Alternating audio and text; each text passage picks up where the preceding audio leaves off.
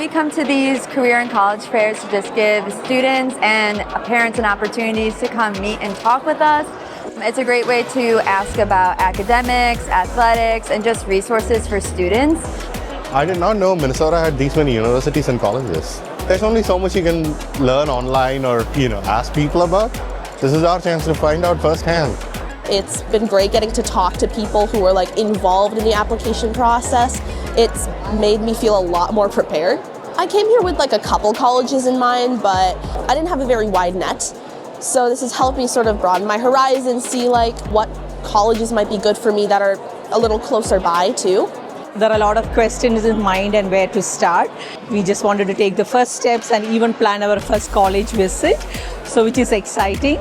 My daughter was skeptical about, just going there and then asking the questions, but once she did it first, I think she got comfortable, and same with us.